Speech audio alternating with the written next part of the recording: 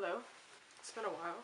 Hello friends, beautiful people, beautiful people. In this video, I'm going to be doing a crazy, authentic recap of 2021. I started doing crazy, authentic recaps in 2019, so this is my third year in a row. We love a bitch with traditions. The idea for this video came from a tweet that was trending 3 years ago around the end of the year. The tweet said, "Don't mind my busted phone. I know we are in the yearly recap phase on social media where everyone is announcing their biggest wins, but please don't compare yourself and your progress to others." And then a friend of mine, Diani, reposted that and said, also, you're not going to see people posting their lowest moments, their worst moments, or even their regular moments. You have no idea what actually goes on in people's lives. Social media is heavily curated, mine included. A word. Everywhere that you look these days, you're going to be seeing people's highlight reels and only their highlights. People are not going to show you their lowlights. They're just not going to do it. I figured let's, switch some things up. Normalize the difficulties and the traumas and the giant monstrous dookies that life takes on us far too often. And at the end of the day, I do feel social responsibility to anyone who is watching me, watching my process, my progress, anything that I'm putting online. I do feel a social responsibility to those people to give them a fuller picture. And I hope that I feel that forever, regardless of where I am or what I'm doing. So I left off in last year's video talking about how things were kind of turning around for me at the end of the year and a lot of exciting stuff that I started working on. I talked about people watching my card hobby turn into a card business, my involvement with a project called Chubby Girl Chat. I teased a podcast that I had not yet launched. And in the moment that I was delivering those closing remarks of the last video, I felt genuinely energized and genuinely hopeful, but but we know how quickly things can come crashing down around you. And I'm like, oh my gosh! Okay, Halle. Your golden year wasn't your year. Your Jordan year wasn't your year. 2021 wasn't your year. Statistically speaking, this has to be your year, dog. Come to find out, I was hanging on by a thread.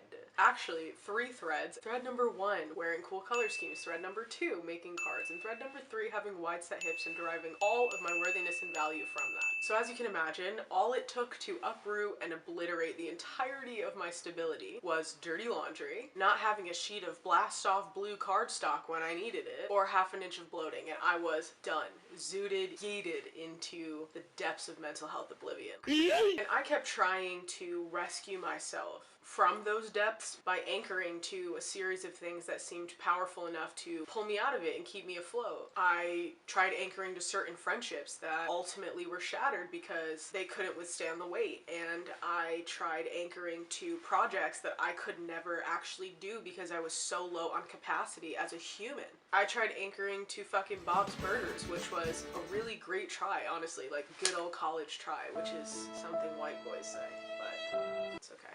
I even tried anchoring to a ritual of eating Cinnamon Life cereal multiple times a day. And Cinnamon Life cereal is powerful, but it is not that powerful. So, I'd try and I'd fail and I'd try and I'd fail and I could not find something to anchor to. And I finally had this idea, maybe I should do a Myers-Briggs marathon on YouTube.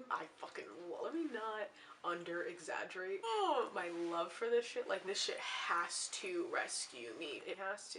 And within 2 days of starting, I spilled almond milk all over my computer. And I'm sitting there in this moment thinking, I could have stayed a fish with feet in the Galapagos Islands, but no, I evolved into this human whose laptop is smoking while they are dissociating with a 5-pound bag of rice in their hand. Like, what was the reason, bitch? What was the reason? So that was my life for a while, shuffling through different things that I was hoping I could anchor to and repeatedly finding out that they weren't going to work for me. I tried a long list of solutions. Lord knows a man was at the bottom of that list, but Lord also knows that I got to the bottom of that list, so I got back on the apps and had another tragic time, to be honest.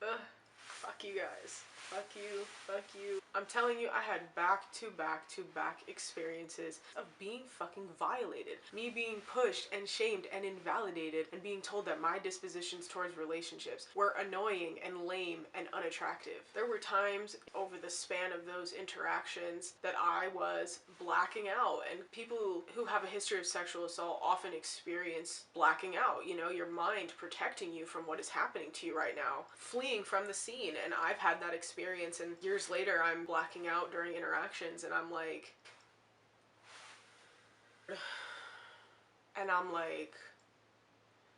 just sad, dude. Sad and hurt, and I was just grieving so much, and it was like the grief of things that people were willing to do to me, multiplied by the grief of being told I'm undesirable, multiplied by the grief of nearly every single person in my life that's close to me experiencing equally as consistent trauma, times the grief of the fucking COVID epidemic, pandemic, whatever the fuck it's called, multiplied by this ignorant ass nation upholding the oppression of our most valuable people. There was just a new multiplier being introduced every single day. It's dark and it's heavy, and it's just extremely hard for me to get my grief under control. Really hard. And honestly, I have felt a lot of pain in my lifetime. I've been through a lot of trauma in my lifetime, but I have never felt such compounding reasons to be in pain like I had this past year. Something in me was like, I need an outlet I've never before used. So I got into poetry. I wrote really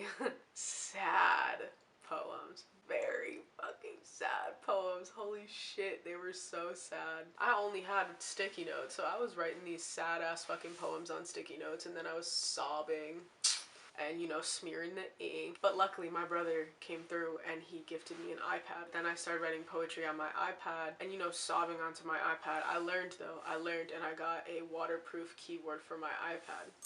March comes around, I'm hanging on by a different thread on any given day. Watching the sunset, going for walks, or procreate, not procreating, procreate, which is an app and not a child. No children.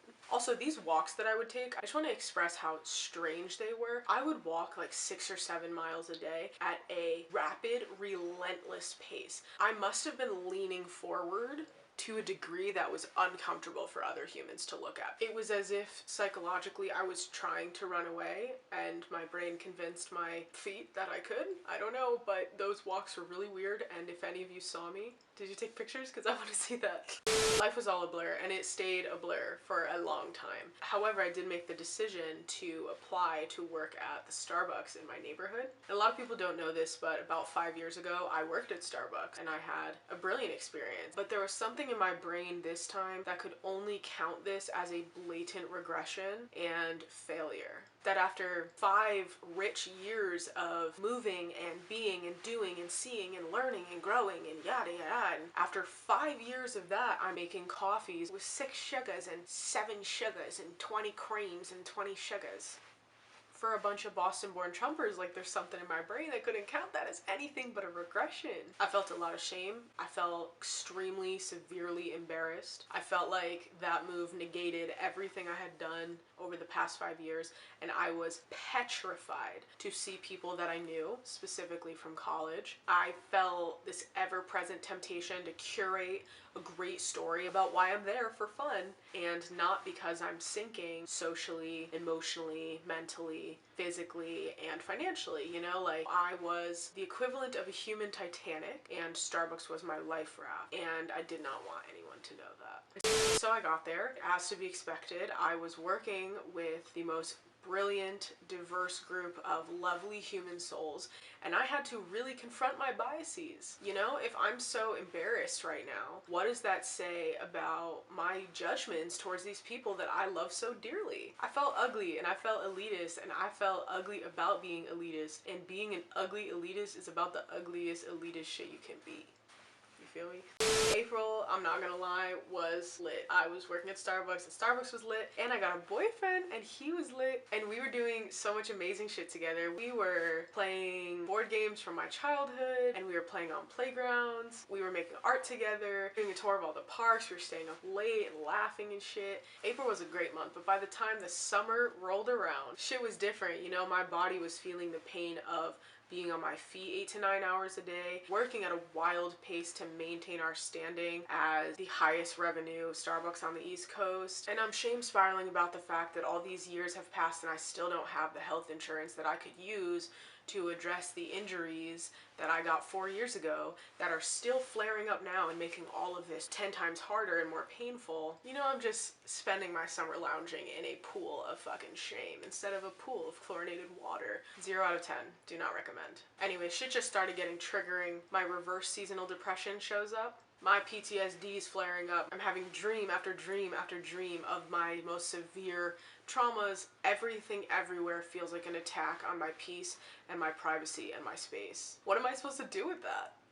Around the same time, imposter syndrome kicks in my relationship. I couldn't tell if I was happy or sad, if I was far too selfish or way too giving, if intuition was speaking or anxiety was speaking. I couldn't tell if I should be feeling guilty or I should be feeling angry or I should be feeling indebted or I should be feeling entitled or I had not one single ounce of confidence that I could make sound judgments about our relationship or that I could have any type of a pulse on where I was or where we were with any type of accuracy. I could not for 1 second pull that off.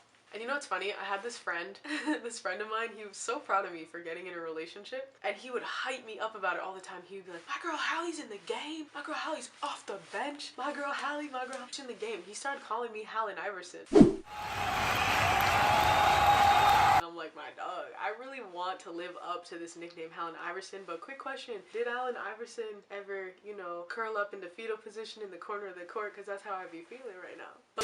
So between the physical toll that my work was taking on me and the mental emotional struggles of my relationship and my PTSD flaring up and seasonal depression and the world going to hell and all my friends being broken, and I was having anxiety attacks nearly every single day, if not multiple times a day. I was having them at work, I was having them at home, I was having them on the bus, I was having them everywhere. Anyway, you know, it's time to anchor to something new. So I anchored to the possibility of my sister moving to Boston and living with me. And you know, my siblings and I have been through a lot and you know, have somewhat of an interdependence. I don't know if that's the right word, but I often notice myself having this fear that the only place that we're going to find sustainable peace or safety is with each other and not out in the world. So the possibility of two of us being in one spot was the kind of thing that I thought did have the power to rescue me from the depths of mental health oblivion. Life ended up taking her in a different direction and I was devastated. That was the onset of my major mental health breakdown 2021.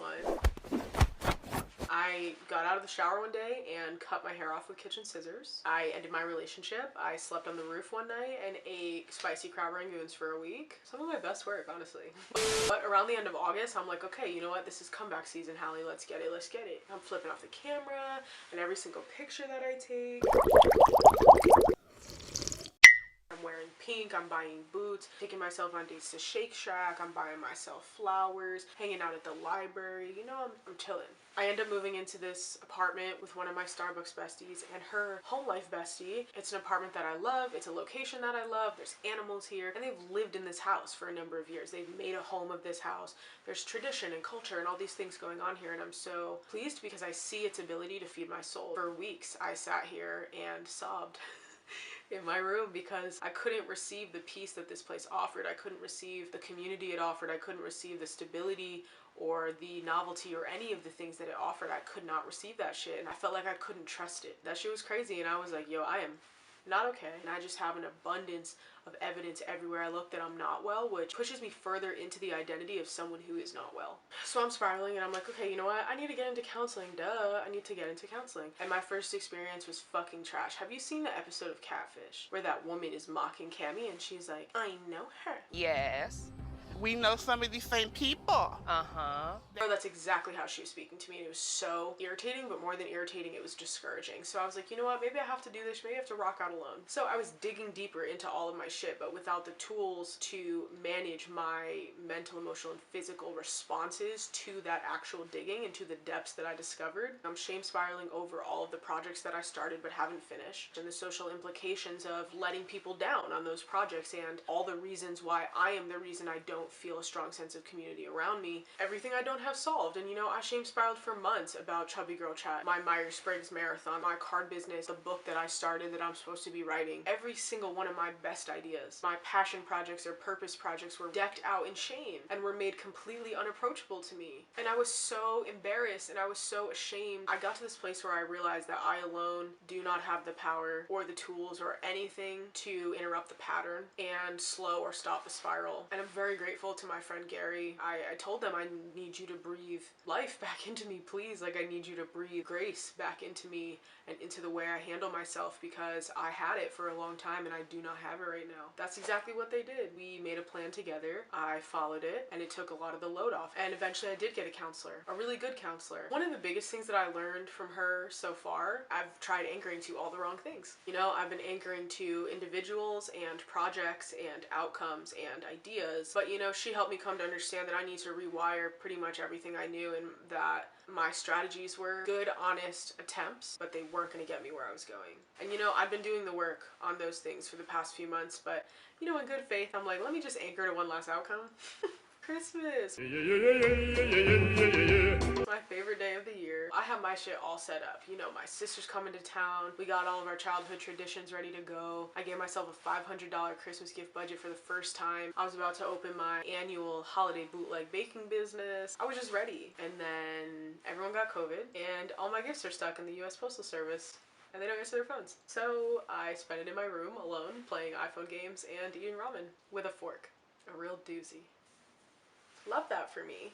In conclusion, there's always a behind the scenes. There's always a low light reel that people are not going to make. Your shit is normal. Who knows how this year is gonna go, but I'm assuming there will be highlights and lowlights. And I will be back a year from now to share the lowlights. In the meantime, if I do manage not to spill almond milk on any of my electronics and therefore post more videos, and you would care to see any of them, subscribe, and thank you so much for watching. Have a great day. Bye!